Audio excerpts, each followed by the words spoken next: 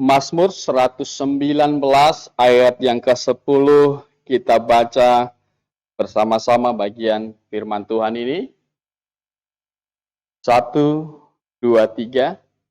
Dengan segenap hatiku aku mencari Engkau, janganlah biarkan aku menyimpang dari perintah-perintah-Mu. Sekali lagi, 1, 2, 3. Dengan segenap hatiku aku mencari Engkau, janganlah biarkan aku menyimpang dari perintah-perintah-Mu. Kita berdoa. Bapa di dalam surga, terima kasih Kau sudah memimpin kami dalam perjalanan kami. Ya, kami bisa tiba hadir dalam pertemuan jemaat di tempat ini. Kami sudah lewat nyanyian kami memuji Engkau. Dan kami juga dalam pertemuan jemaat ini merenungkan firman-Mu. Kami sudah membacanya, Tuhan. Dan yang Kau memberikan kepada kami hikmat, menolong akal budi kami untuk bisa paham firman-Mu dengan baik, Tuhan. Kami bisa pulang dari tempat ini. Kami mendapat makanan rohani yang membuat kami bisa bertumbuh di dalam kebenaran. Terima kasih Tuhan Yesus, ya dalam nama-Mu kami berdoa. Amin. Ya, saya masih berkhotbah dengan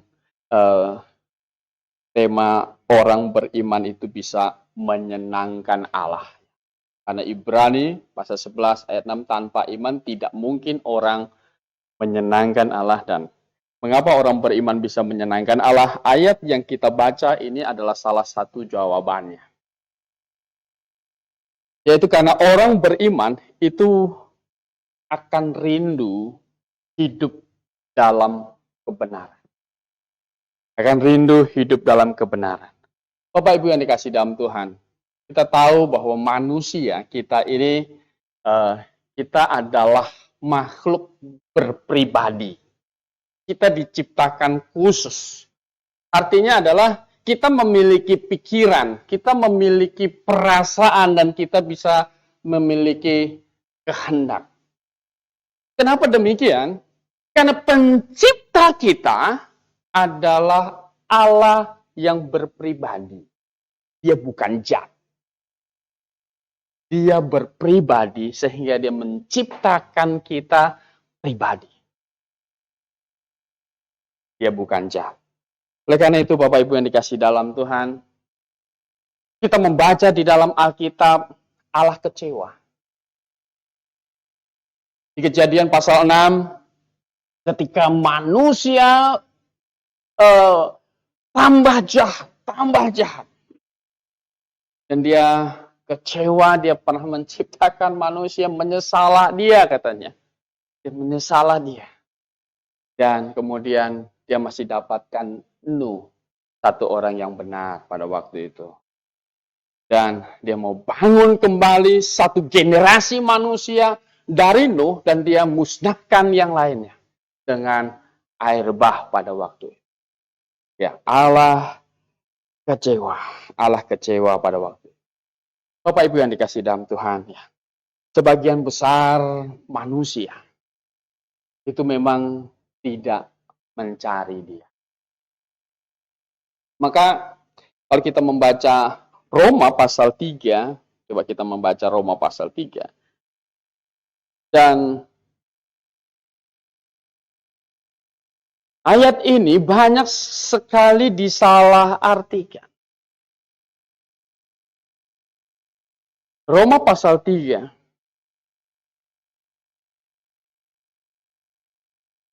Di ayat yang ke-11 saya akan membaca. Tidak ada seorang pun yang berakal budi. Apa itu?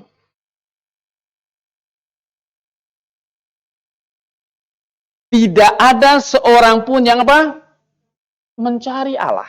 Jadi tidak ada seorang pun yang berakal budi, tidak ada seorang pun yang mencari Allah. Tidak ada seorang pun yang mencari Allah. Sementara bagian lain, carilah Tuhan selama ia berkenan ditemui. Tapi ayat ini bilang tidak ada seorang pun yang mencari Allah. Tapi di bagian lain, carilah Tuhan selama ia berkenan ditemui. Bagaimana sebenarnya ada yang cari Tuhan apa tidak? Tidak ada seorang pun yang mencari Tuhan. Tidak seorang pun yang berakal budi. Bapak Ibu yang dikasih dalam Tuhan, tentu kata tidak ada ini bukan dalam artian nol, tidak ada. Karena apa? Karena Rasul Paulus ini mengutip Mazmur pasal 14 ayat 1 sampai 3, dan dia pemazmur waktu itu menilai bagaimana orang bebal. Orang bebal berkata, tidak ada Allah di dalam apa? Jadi Bapak Ibu yang dikasih dalam Tuhan. Tetapi ayat ini kadang menjadi dasar pijakan sebagian orang yang berkata bahwa Allah memilih sebagian diselamatkan, sebagian tidak. Bahwa memang tidak ada yang mencari Allah. Gitu. Tidak ada yang mencari Allah. Jadi orang selamat itu harus ditentukan. Si ini selamat, si itu tidak. Oh, tidak seperti itu. Tetapi Roma pasal yang ketiga ini mengutip pemazmur, dan pemazmur waktu itu menilai bagaimana kondisi orang bebal tidak mencari Allah. Tetapi orang beriman tidaklah demikian. Orang beriman tidaklah demikian. Orang beriman rindu hidup dalam kebenaran. Sehingga Mazmur pasal 119 ayat 10 ini sebuah ekspresi dari orang beriman. Ini adalah sifat dari orang beriman. Dengan segenap hatiku aku mencari Engkau. Jangan biarkan aku menyimpang dari perintah-perintahmu. Mazmur. Dengan segenap hati aku apa? Mencari Tuhan. Dia tidak termasuk di dalam kelompok yang Roma pasal 3 ayat 11 tadi. Dia bukan bagian dari Roma 3 ayat 11. Dia bukan bagian orang bebal yang tidak mencari Allah, yang tidak percaya ada Allah, yang tidak ada pikiran ada Allah bahkan. Tapi pemazmur kata, aku mencari Engkau dengan apa? Segenap hati. Mencari Engkau dengan segenap hati. Ini adalah satu ekspresi hati seorang yang beriman, yang rindu hidup dalam apa? Kebenaran. Bapak Ibu yang dikasih dalam Tuhan. Oleh karena itu, bagaimana orang yang rindu hidup dalam kebenaran itu?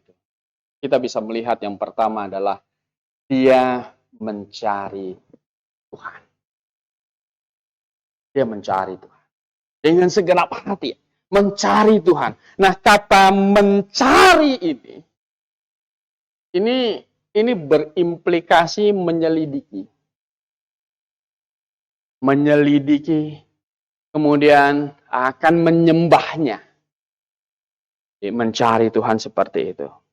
Kalau kita melihat di dalam 2 Tawarik, coba kita membuka 2 Tawarik biar kita menjadi jelas. 2 Tawarik pasal 15.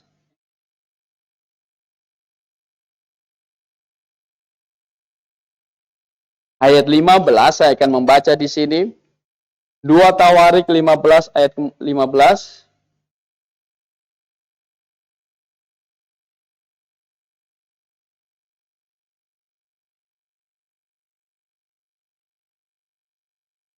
Saya baca di sini.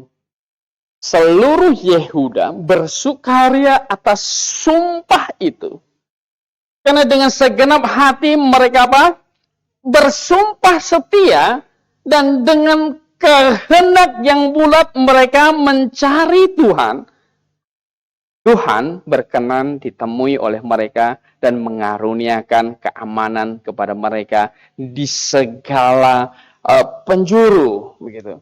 Dan kalau kita membaca Jefanya, bagaimana orang-orang yang tidak mencari Tuhan itu, kita bandingkan coba Jefanya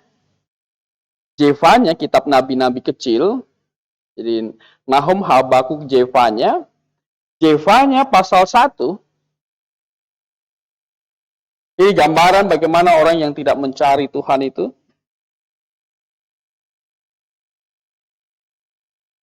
Jefanya pasal 1 ayat 5. Juga mereka sujud menyembah di atas sopoh kepada tentara langit, dan mereka yang menyembah dengan bersumpah setia kepada Tuhan.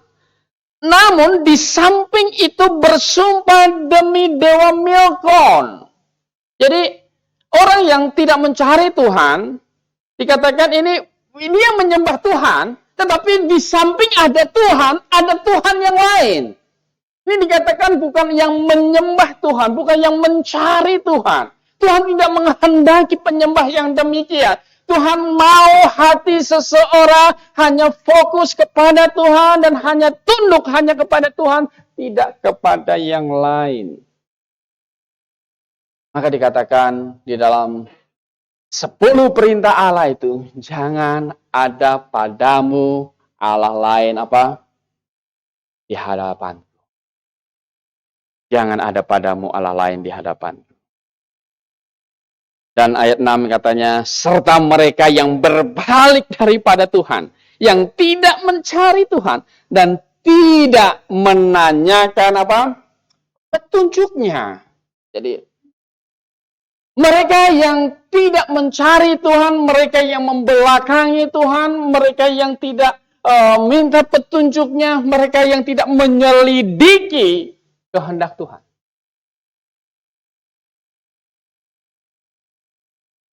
Dan 1 Samuel pasal 7 ayat 3. Coba kita membaca. 1 Samuel pasal 7.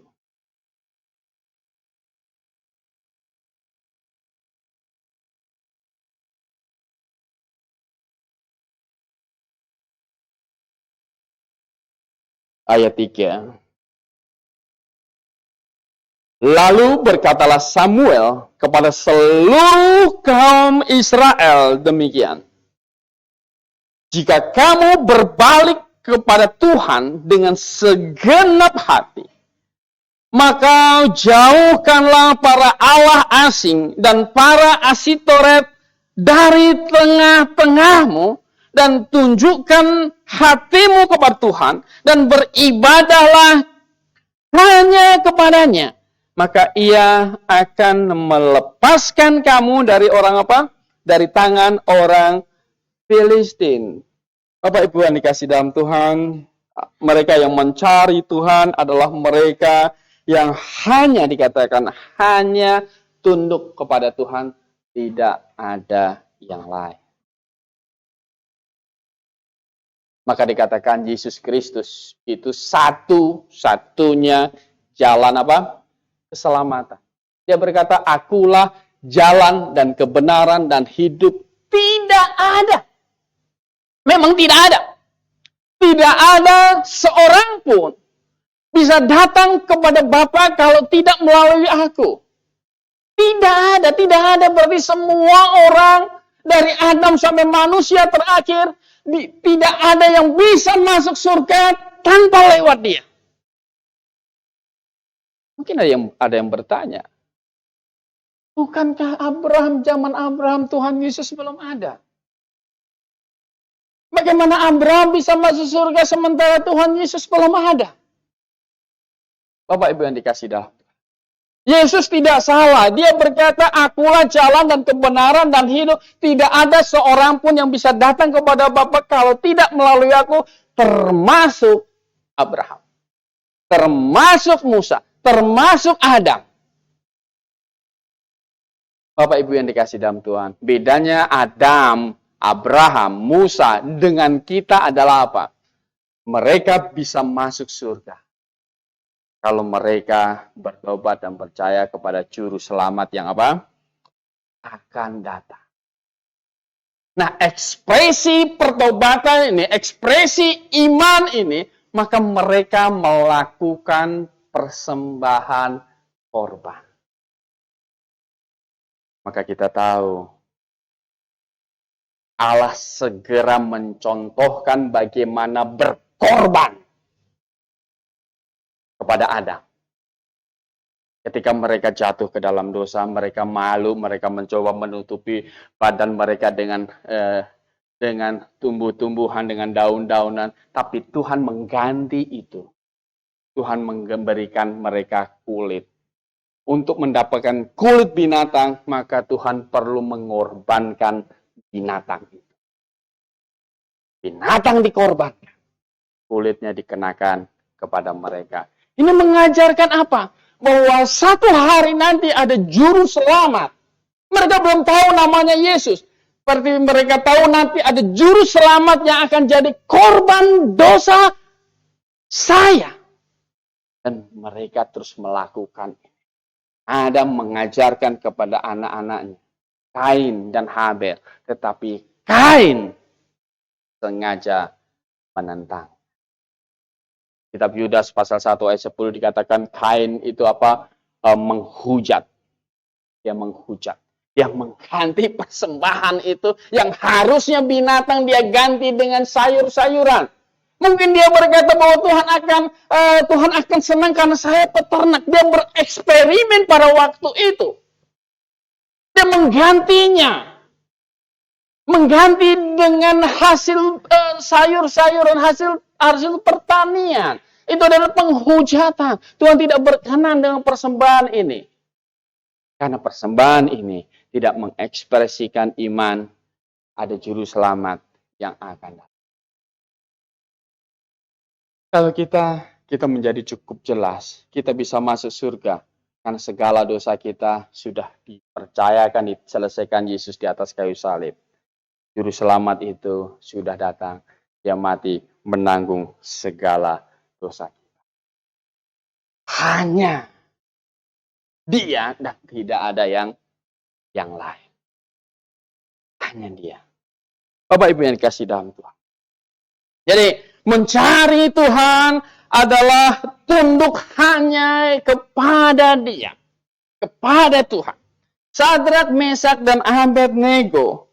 Mereka hanya mau tunduk kepada Tuhan. Gitu. Dia tidak mau tunduk kepada Nebukadnezar. Waktu itu Nebukadnezar meminta semua orang itu tunduk menyembah patung yang dia buat. Maka Sadrak, Mesak, dan Abednego tidak mau. Maka kita juga tidak mau menyembah apapun. Patung. Di gereja kita adakan patung. Kita tidak menyembah. Kita ada salib, kita tidak menyembah salib. Kita tidak menyembah salib. Kita tidak menyembah apa-apa. Patung dibuat mirip. Katanya Tuhan Yesus, kita sembah. Bukan, itu bukan menyembah Tuhan. Kita tidak lakukan itu. Kita tidak lakukan itu. Bapak Ibu yang dikasih dalam Tuhan. Petrus dan Yohanes di dalam Kisah Para Rasul dikatakan dia disuruh dilarang untuk memberitakan Injil. Dilarang bicara tentang Yesus juru selamat. Disuruh berhenti. Tapi mereka pada waktu berkata, silahkan kamu pilih. Siapa yang harus kami takuti? Allahkah atau manusia? Orang Yahudi waktu itu nggak bisa jawab. Dan Petrus dan Yohanes waktu itu apa? Dilepaskan. Jadi tidak ada ketundukan selain Allah. Bapak Ibu yang dikasih dalam Tuhan. Dalam segala aspek kehidupan kita.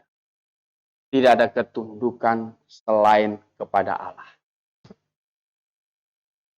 Adat istiadat manusia Bolehkah kita letakkan di atas Alkitab? Bagaimana? Adat istiadat kita, bolehkah adat istiadat ini kita letakkan di atas Alkitab? Padahal semua adat di Indonesia ini itu akan lebih dulu dari Alkitab masuknya ke Indonesia. Benar nggak? Pasti akan lebih dulu adat istiadat, baru pemberita Injil masuk, misioneri masuk, membawa kabar baik, membawa Alkitab. Nah, setelah Alkitab masuk, bolehkah adat istiadat itu tetap kita taruh di atas Alkitab karena dia lebih dulu dari Alkitab di Indonesia ini misalnya? Tentu tidak boleh. Alkitab itu dari Tuhan. Perintah Tuhan. Sementara adat istiadat itu adalah apa? Pikiran tua-tua kita. Ya enggak? Pikiran, kalau orang Batak berarti pikiran tua-tua nenek moyang orang Batak dulu. Kalau orang Jawa itu pikiran tua-tua orang Jawa dulu. Kalau orang Tionghoa maka itu pikiran tua-tua orang Tionghoa dulu. Bapak Ibu yang dikasih dalam Tuhan. Banyak adat istiadat kan?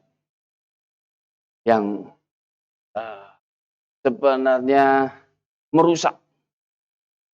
Dulu saya sering dapat cerita di Tiongkok begitu.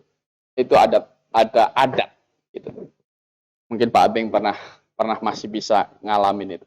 Jadi yang wanita itu lahir gitu, itu supaya kakinya kecil, karena kaki kecil, cewek, perempuan kaki kecil itu dikatakan apa? Ini cakep, begitu. Ya betul Pak Abeng ya? Ya, indah gitu. Maka supaya kecil bagaimana? Ya, kan gitu, dari kecil. Jadi kalau kakinya diikat, badannya gede, kakinya bisa berkembang nggak? Tapi zaman dulu dibilang cakep, gitu. Kenapa? Karena kalau kakinya kecil, badannya gede, bisa jalan nggak? Hah?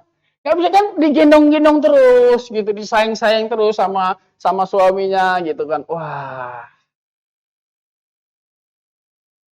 Bapak Ibu yang dikasih dalam Tuhan, ini kan tidak baik. Ini merusak. Maka itu ditinggalkan. Karena kebenaran Alkitab lebih tinggi dari adat istiadat itu. Bapak Ibu yang dikasih dalam Tuhan. Di gereja itu karena turun-temurun. Itu jadi sebenarnya kegiatan di gereja itu jadi semacam adat istiadat dari orang-orang Kristen dulu. Misalnya. Bapak Ibu yang dikasih dalam Tuhan. Kita banyak nih bulan Desember, banyak gereja bikin pohon cemara di dalam gereja. Anda tahu artinya? Hah? Natal? Ya pohon Natal, disebutnya pohon Natal kan gitu. Disebutnya pohon Natal. Ditaruh di gereja, dihias begitu. Anda tahu artinya? Dan kita tanya ke banyak orang Kristen juga sudah tidak tahu artinya. Kenapa lakukan? Ya sudah dari sononya. Ini namanya apa? Adat. Ini namanya adat istiadat. Pernahkah Anda membaca di dalam Alkitab? Waktu Yesus Kristus lahir, gembala pergi ke hutan, tebang pohon cemara. Gimana? Ya ada. Sinterklas. Gitu. Pakai baju merah putih begitu. Kemudian ini. Keliling kasih hadiah. Dan di banyak negara Eropa, orang berdoa bukan kepada Tuhan, tetapi kepada Sinterklas. Minta hadiah kepada Sinterklas. Dari cerobong, kan di negara-negara mereka ada cerobong, nanti jatuh hadiah dari situ. kirim surat kepada Sinterklas, minta hadiah. Kenapa muncul tokoh ini? Anda tahu? Dan banyak orang Kristen juga sudah tidak tahu. Karena pokoknya seru saja. Kenapa kamu pakai topi merah putih itu? Seru. Ini namanya sudah apa? Adat. Tidak ada, nggak tahu lagi. Sama di dalam adat istiadat kita. Gitu kan? Saya orang Jawa juga nggak ngerti. Kenapa kalau menikah itu injak telur dulu. Sudah nggak ngerti. Pokoknya dilakukan saja. Gitu kan. Mandi 7 daun. 7 daun. 7 bunga. Kenapa? Apakah tidak lebih bersih kalau mandi pakai sabun? Padahal sudah mandi pakai sabun, tetap pakai itu, kenapa dilakukan? Ini sudah adat istiadat. Kalau di luar, kalau adat istiadat yang tidak mengganggu gereja, tidak terlalu persoalan. Kalau yang mengganggu gereja,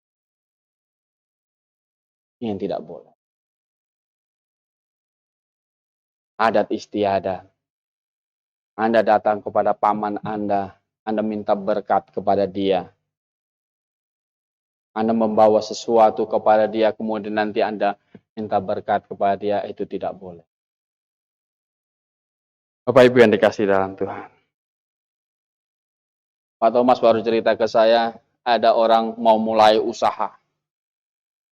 Masuk apa tempat usahanya itu, dia buang beras. Itu Pak Thomas ya? Masukin beras. Sebar beras. Kalau di kampung, kalau sebar beras gitu, itu maksudnya apa? Mungkin supaya nanti berkatnya datang. Kan banyak ayam tetangga datang, kan tinggal kita potong gitu. Kan sebar beras gitu, ayam tetangga datang, ini berkat ini kan gitu. Kita nggak pandil. Gitu kan, ini berkat. Nggak masuk akal. Orang yang mencari Tuhan tidak mengharapkan ada berkat di tempat-tempat itu, ada berkat dari orang, dari roh-roh itu. Tidak ada orang tua kita yang sudah meninggal, tidak ada nenek moyang kita yang sudah meninggal bisa memberkati kita. Mereka yang sudah meninggal hanya ada 2 tempat, kalau mereka bertobat percaya Tuhan Yesus ada di surga, mereka tidak percaya ada di dalam apa? Neraka. Tidak ada seperti mencari Tuhan, menaruh Tuhan, hanya tunduk kepada Dia. Karena itu, kita juga dalam memberitakan Injil dan membangun jemaat lokal, apapun yang terjadi, itu harus tetap kita lakukan. Karena Alkitab berkata, jemaat. Aku akan membangun jemaatku, kata Tuhan. Dan alam maut tidak akan apa-apa, tidak akan menguasai. Tidak akan menguasai. Oh Bapak Ibu yang dikasih dalam Tuhan. Ya. Mencari Tuhan. Mencari Tuhan. Kemudian orang yang rindu hidup dalam kebenaran, katanya apa? Ini takut menyimpang dari perintah Tuhan. Mazmur 119 ayat 10 tadi. Dikatakan Mazmur 119 ayat 10 bagian B tadi. Janganlah biarkan aku menyimpang dari perintah-perintahmu. Maka Yakobus pernah berkata, jika kamu bikin perencanaan, kamu mau pergi berdagangkah di kota ini, kamu mau pergi setahun dan lain sebagainya, katakanlah jika Tuhan apa? Menghendaki. Takut salah. Takut salah. Kalau Tuhan tidak menghendaki, biar tidak terjadi. Dan kalau Tuhan tidak menghendaki, kita tidak akan kecewa kepada Tuhan. Karena Tuhan tidak apa? menghendaki. Kita hanya berencana, saya akan pergi ke kota ini, saya akan tinggal di sana, saya akan bikin ini, bikin itu. Tapi kita harus didahului dengan kata, jika Tuhan apa? Menghendaki. Kalau Tuhan tidak menghendaki, biarlah itu tidak terjadi. Kenapa Tuhan tidak menghendaki? Tuhan lebih tahu apa yang terbaik untuk kita. Tuhan lebih tahu apa selanjutnya yang akan terjadi di sana. Biarlah Tuhan mencegah kita untuk pergi ke sana. Dan kalau tidak terjadi, kita tidak kecewa. Karena kita sudah berkata, jika Tuhan menghendaki. Bapak Ibu yang dikasih dalam Tuhan. Ada rasa takut akan Tuhan, takut salah, takut menyalahi firman Tuhan di dalam hati orang yang beriman. Karena itu Bapak Ibu yang dikasih dalam Tuhan, ada dorongan terus karena ada rasa takut salah, takut menyalahi Alkitab, maka akan selalu ada dorongan terus untuk menyelidikinya sebenarnya. Orang yang akan hidup dalam kebenaran itu ada rasa takut salah dan itu mendorong untuk menyelidiki firman Tuhan itu. Kalau Anda berkata Anda beriman, Anda takut akan Tuhan tetapi tidak pernah menyelidiki firman Tuhan, itu salah. Tidak pernah membandingkan iman Anda, tidak pernah menguji iman Anda dengan firman Tuhan, itu sebuah kesalahan. Orang beriman tidak demikian. Orang beriman takut salah dan dia menyelidiki firman Tuhan itu. Ada tokoh di dalam Alkitab kalau kita membaca Ezra. Ezra sendiri menjadi contoh dalam hal ini. Kita membuka Ezra pasal 7. Bagaimana Ezra memberi contoh kepada kita.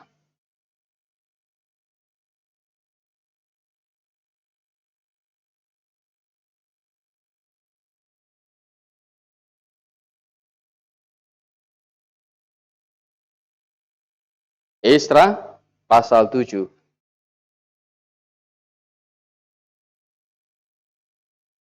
Ayat yang ke-10 ini tentang Ezra ini. Sebab katanya, Ezra telah bertekad untuk meneliti Taurat Tuhan dan melakukannya, serta mengajar ketetapan dan peraturan di antara orang Israel. Bapak Ibu yang dikasih dalam Tuhan. Adakah Anda seperti Ezra? Katanya, bertekad meneliti Taurat Tuhan, melakukannya, serta mengajar ketetapan dan peraturan di antara orang Israel. Orang beriman akan takut menyimpang dari perintah Tuhan, maka dia menyelidiki. Maka di dalam cerita ini Ezra juga memimpin satu kebangunan rohani di dalam hidupnya. Kita buka Ezra pasal 10. Bagaimana salah satu waktu satu peristiwa Ezra itu memimpin kebangunan rohani. Ezra pasal 10.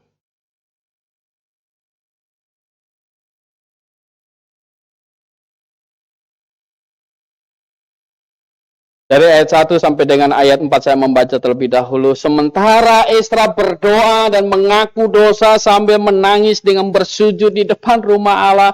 Berhimpunlah kepadanya jemaah orang Israel yang sangat besar jumlahnya. Laki-laki, perempuan, dan anak-anak. Orang-orang itu menangis keras-keras. Maka berbicara Shekhania bin Yehiel dan dari Bani Elam katanya kepada Ezra, kami telah melakukan perbuatan tidak setia terhadap Allah kita, oleh karena kami telah memperistri perempuan asing dari antara penduduk negeri. Namun demikian, sekarang juga masih ada harapan bagi Israel. Marilah kita sekarang mengikat perjanjian dengan Allah kita, bahwa kita akan mengusir semua perempuan itu dengan anak-anak yang dilahirkannya mereka. Menurut nasihat Tuhan dan orang-orang yang gemetar karena perintah Allah kita. Dan biarlah orang bertindak menurut hukum Taurat. Bangkitlah karena hal itu adalah tugasmu. Kami akan mendampingi engkau.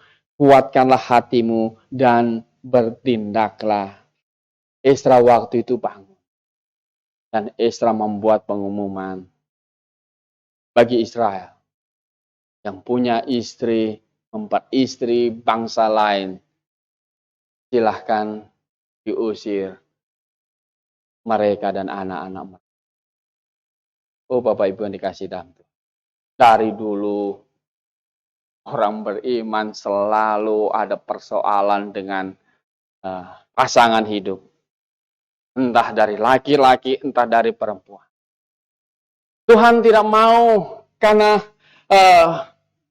belajar sebenarnya dari Salomo. Salomo yang begitu berhikmat. Salomo yang begitu takut akan Tuhan. Ya. Salomo itu udah mudanya itu. Dia mau menggantikan Daud. Dia kemudian mau apa? Berdoa meminta. Dia puasa, dia berdoa minta. Dan Tuhan datang kepada dia, Salomo, apa yang kamu minta? Salomo minta apa? Hikmat. Untuk bisa memerintah umat Tuhan yang besar pada waktu itu. Dia tidak meminta kekayaan.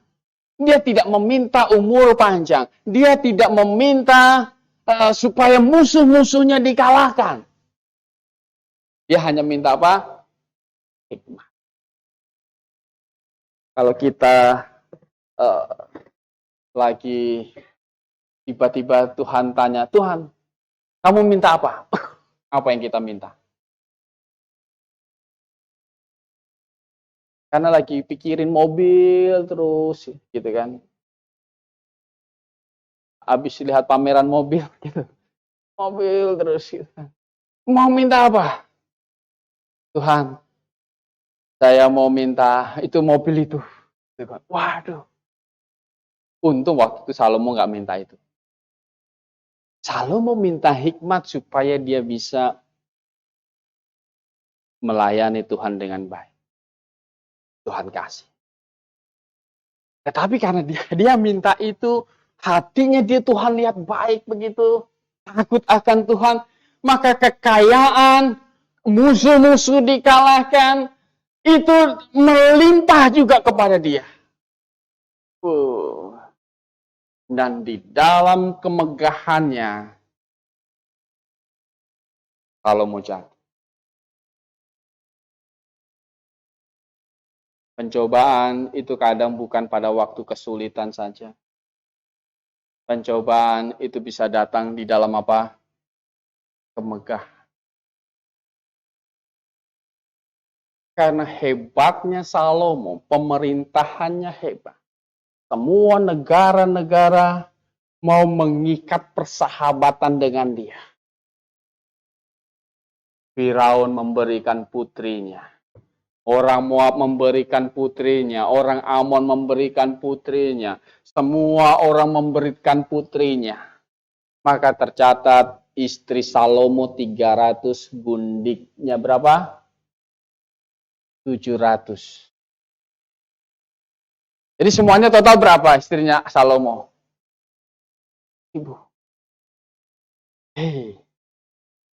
Semua istri-istrinya meminta didirikan bukit pengorbanan.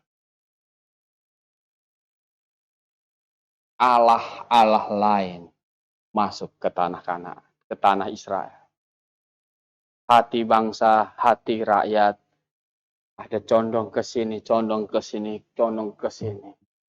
Pilihan menyembah bukan hanya Jehovah, sekarang mereka diperhadapkan ada 1000 Allah lain paling tidak.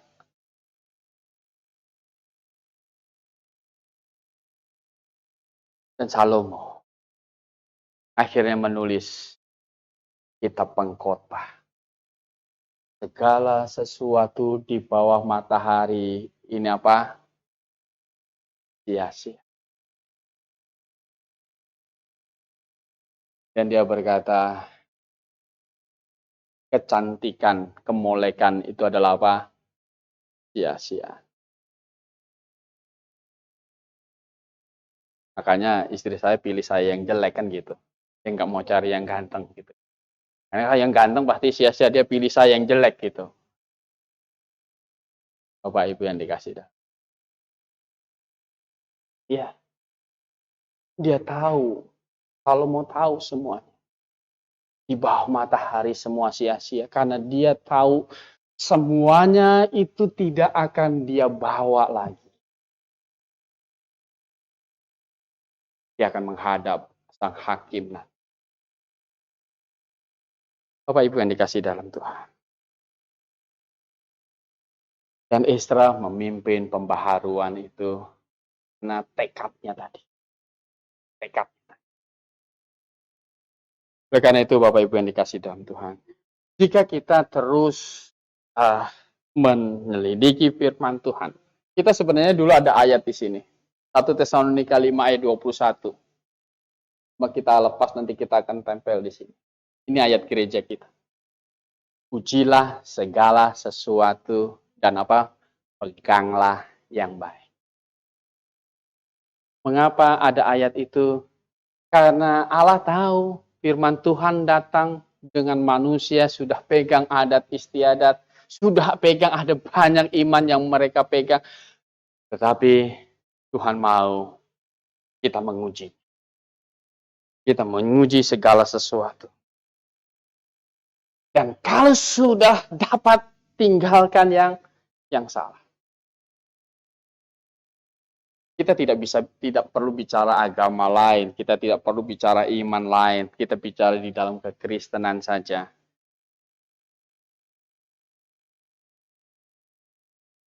Siapa yang di sini sudah dibaptis 2 kali? Ada yang dibaptis 2 kali? Pak Pasar Ibu udah dibaptis 2 kali? Hah? 1 kali? Nah, yang pertama. Ada yang dibaptis waktu dia tidak sadar. Waktu bayi kan gitu. Nggak sadar. Kenapa kok tiba-tiba ini bayi dibaptis gitu? Saya ada di YouTube gitu kan. Bayi dibaptis gitu kan. Yang dibaptis yang bukan dipercik tapi yang diselam gitu kan. Ada basko dimasukkan. Bayi gitu. Dan itu sudah dilakukan bertahun-tahun. Tapi kalau kita membaca Alkitab, waktu Sida mau dibaptis, dia bilang kepada Filipus itu, lihat di situ ada air, apa halangannya aku dibaptis? Filipus tanya kepada dia, boleh asal Tuhan percaya dengan segenap apa? Harusnya bayi yang akan dibaptis ini, kita tanya dulu. Gitu. Kamu mau dibaptis? Gitu kan? Kalau jawabnya nangis, kita baptis nggak dia? Hah? Mungkin gembalanya kumisan kan kecil, anak kecil ketakutan gitu kan. Gimana nak kamu mau dibaptis gitu kan? Dia nggak jawab, maka kita nggak bisa baptis. Dia harus bisa jawab, ya aku percaya dengan segenap apa? Aduh, kita bilang ini nggak bisa diubah. Itu tradisi yang menjadi di dalam kekristenan. Itu salah, itu sebuah kesalahan. Orang yang hidup dalam kebenaran akan meninggalkan itu. Bapak Ibu yang dikasih dalam Tuhan. Anda pernah masuk ke dalam satu gereja yang ribut gitu. Ribut kenapa? Karena berbahasa macam-macam gitu kan. Ada sikararaba gitu. Ini silaba-laba, sandalama gitu. Ribut suaranya. Mereka bilang bahasa roh. Ada di dalam Alkitab bilang kebaktian itu harus berlangsung dengan sopan dan apa? Teratur. Ayat ini saja sudah membuat pikiran kita. Ini nggak masuk akal. Ini nggak masuk akal. Cara kebaktiannya tidak sopan dan teratur. Ini pasti salah. Ini pasti bukan dari Tuhan. Harusnya pikiran kita berpikir seperti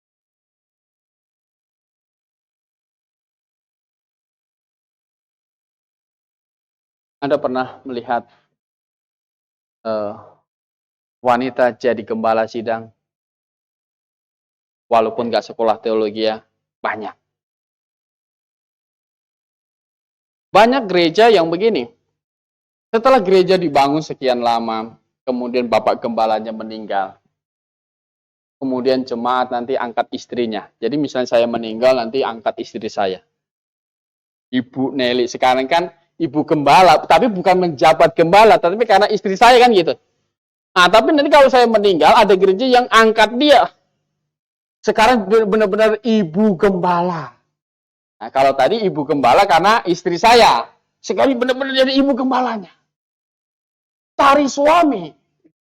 Kan boleh. Gitu. Bisa jadi, tetap jadi ibu gembalanya. Gitu. Berkhotbah. Sementara Alkitab berkata bahwa aku tidak mengizinkan wanita mengajar dan memerintah apa? Kalau Alkitab berkata aku tidak mengizinkan wanita mengajar dan memerintah laki-laki, bolehkah wanita berkhotbah? Nggak usah jadi gembala, berkhotbah di mimbar ini. Yang di mana di dalamnya ada banyak laki-laki. Tentu tidak boleh. Mungkin saya bilang, Pak Kurnia ini ada-ada aja. Coba kita buka ayat. 1 Timotius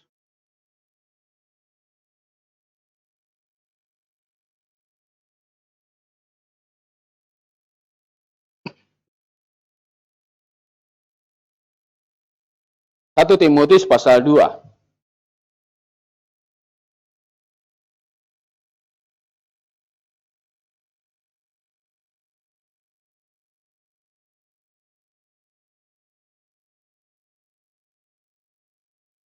Ayat yang ke-11, 1 Timotius pasal 2 ayat 11. Seharusnya lah perempuan berdiam diri dan menerima ajaran dengan apa? Patut. Aku tidak mengizinkan perempuan mengajar dan juga tidak mengizinkan memerintah laki-laki. Hendaklah ia apa? Karena Adam, ini alasannya. Karena Adam yang pertama dijadikan, kemudian barulah apa? Hawa. Dan ini tidak bisa dibalik. Tetaplah Hawa yang dijadikan kemudian. Adam yang dijadikan lebih dulu. Dan peraturan ini didasarkan atas ketetapan yang demikian. Bapak Ibu yang dikasih dalam. Bukan hanya di dalam hal doktrinal saja sebenarnya. Kalau kita membaca di atasnya ayat 9 dari ayat 8 ini. Oleh karena itu aku ingin supaya di mana-mana orang laki-laki berdoa dengan menadahkan tangannya yang apa? Tanpa marah dan tanpa perselisihan. Laki-laki berdoa itu menadahkan tangan. Katanya. Aku ingin supaya di mana-mana laki-laki berdoa menadahkan tangannya yang apa? Maksudnya apa? Gitu. Apakah Tuhan mengajarkan ini mengajarkan postur kalau berdoa harus begini? Gitu. Atau berdoa harus begini? Enggak. Ini bicara bukan masalah postur sebenarnya. Hakikat dari ayat ini adalah apa? Kalau engkau berani mengadahkan tangan di hadapan Tuhan, berarti engkau menunjukkan Tuhan, saya tak bersalah. Kalau Anda berani menunjukkan saya tak bersalah, mungkinkah kira-kira Anda ini habis gampar istrinya, kemudian Tuhan saya tak bersalah? Gimana misalnya? Ini ada laki-laki yang mengasihi istrinya. Kan gitu. Ini adalah suami yang mengasihi istrinya. Dia berani berkata, Tuhan saya tak bersalah. Dia orang jujur, dia tidak ada selingkuh. Gitu. Dia takut Tuhan, walaupun istrinya tidak melihat, tetapi dia tahu Tuhan melihat. Tidak ada wanita lain di hati dia. Tuhan menundukkan tangan tidak apa? Bersalah. Demikian juga katanya ayat 9, hendaklah perempuan, hendaklah ia berdandan dengan apa? Dengan pantas. Dengan sopan. Dan dengan apa? Sederhana. Ya. Rambutnya jangan berkepang-kepang. Berkepang-kepang, kadang kepang-kepangnya itu banyak sekali kan, jadi cari perhatian gitu kan. Rambut dikepang-kepang gitu kan. Aduh, ini itu hakikat dari wanita itu minta diperhatikan.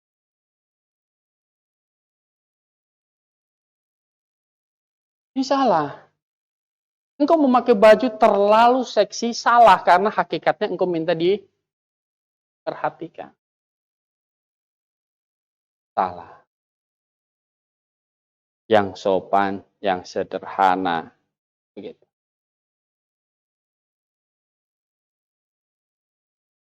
Kalau Anda pakai rok, tentu harus di bawah lutut. Coba, Anda di bawah lutut semua enggak gitu? Aduh Pak Kur, ini nyinggung saya nih. Bukan maksudnya saya menyinggung Anda. Ini kita bilang begitu. Kita yang takut menyimpang dari perintah Tuhan. Kita perhatikan. Kita baca, kita selidiki. Apakah maunya Tuhan? Orang beriman demikian. Gereja menyelidiki gereja. Bukan hanya pergi ke gereja, tapi menyelidikinya apakah gerejanya benar. Dan bukan hanya menyelidikinya apakah benar, tetapi ikut di dalamnya, menggabungkan diri dalam gereja yang benar. Itulah orang beriman. Bapak Ibu yang dikasihi dalam Tuhan. Orang beriman rindu hidup dalam kebenaran. Adakah Anda memiliki hati yang demikian? Amin. Anda punya hati yang ingin rindu hidup dalam kebenaran. Anda punya satu tekad seperti Ezra, menyelidiki untuk mengerti dan melakukannya dan mengajarkannya. Ujilah segala sesuatu dan peganglah yang baik. Amin. Kita berdoa. Bapa dalam surga, terima kasih atas firman-Mu. Kami tahu orang beriman akan menyenangkan Engkau. Karena orang beriman rindu untuk hidup dalam kebenaran. Mengujinya, menyelidikinya, dan melakukannya Tuhan. Dan Tuhan, kami mendapat contoh-contoh di dalam Alkitab. Orang-orang yang rindu hidup dalam kebenaran. Tapi ada banyak orang Tuhan, dan sebagian besar orang dari zaman dulu, mereka tidak mau mencari Engkau. Sehingga Alkitab berkata tidak ada yang mencari Engkau. Tuhan, kami tidak ingin masuk ke dalam kelompok yang demikian. kami ada di dalam kelompok yang hidup dalam kebenaran. Engkau terus pimpin kami Tuhan.